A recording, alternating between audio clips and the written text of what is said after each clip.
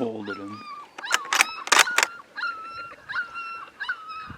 Just keep it going. There was more. Just keep it going. There was more, wasn't there? Or was it just the one? That's two. There's one at the top. I'll just... Dude, that wrecked that motherfucker.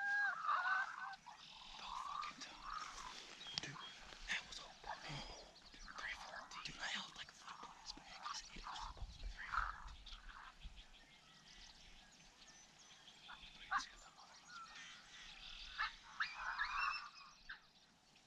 Did you see where those? Yeah, the other one went over. There's one there. That was just the two. They went up there as a double. Got that on camera. Let's fuck down soon. Let's go. After I found.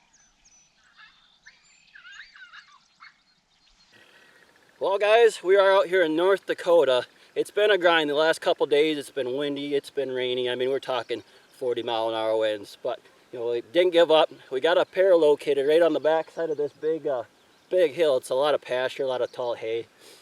Played some fawn distress, nothing. Called in a few deer. Switched to some den raid, and this guy come rolling down the hill with his buddy. Give him a little Kentucky windage, but yeah, that one did really good. The old 22 arc shooting a 62 grain ELD VTs. Can't really ask for too much more than that. I mean, it's been a long trip here.